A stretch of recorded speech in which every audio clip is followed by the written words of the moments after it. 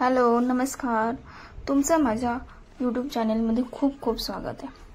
आज मी एक गोडाचा पदार्थ बनवते, तो म्हणजे गुलाबजामुन।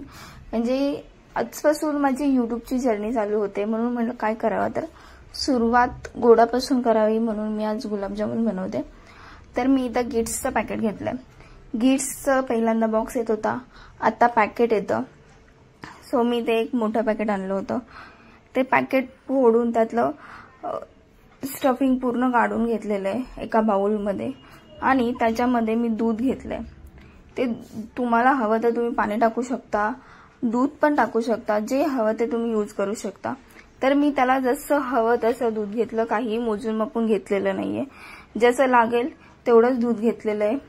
त्याच्यामध्ये मला जास्त पेला मोठा होता, एक अर्धा पेला माझा दूध गेलेलं आहे त्याच्यामध्ये, आणि एक तू खूप चांगलं मळलेलं आहे मी ते। आणि हातावरती तेल घेऊन त्याचे गोळे केलेत तयार, छोटे छोटे गोळे, जसे तुम्हाला हवे तसे, मोठे बारीक, जेवढ्या आकाराचे तुम्हाला गुलाबजामुन हवेत तसे मी गोळे तयार केलेले आहेत। हाताला थोडंसं तेल किंवा तूप लावायचं आणि थोडंसं पीठ घेऊन त्याचे हातावरती गोळे तयार करायचे। आणि ते गोळे करताना त्याच्यावरती थोडीशी सुद्धा लाईन आली नाही पाहिजे, किंवा तो पूर्ण गोलाकार झाला पाहिजे। त्याच्यामध्ये थोडीशी जरी लाईन वगैरे राहिली ना, मग जेव्हा ते आपण तेलामध्ये टाकणार तेव्हा ते फुटतात। त्यामुळे त्याच्यामध्ये थोडीशी सुद्धा लाईन राहिली नाही पाहिजे। त्यामुळे थोडंसं हातावर थोडंसं आधी तेल घ्यायचं किंवा तूप घ्यायचं, आणि मग तो गोळा करायचा, आणि मस्त स्मूथ असा करायचा, छान। हे बघा मी असा केलेला आहे। त्याच्यामध्ये थोडे सुद्धा कुठे सुद्धा तुम्हाला लाईन दिसणार नाही, तेवढ्या पिठाचे एवढे गोळे झाले होते। आणि ते मी आता इथे एका साईडला तेल गरम करायला ठेवलेलं आहे। हे बघा एवढं दूध बाकी राहिलं, जेवढं मी दूध घेतलं होतं त्यातलं एवढं दूध बाकी राहिलंय। आणि आता मी थोडंसं एका साईडला तेल गरम करायला ठेवलंय। ते तेल गरम झालं की मग त्याच्यामध्ये मी गोळे टाकणार आहे।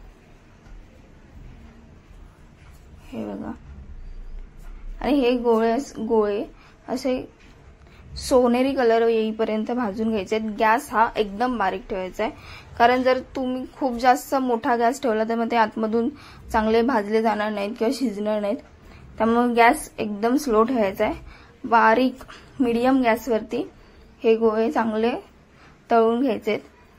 एका साईडला मी चाशणी करायला ठेवलेली आहे, त्याच्यामध्ये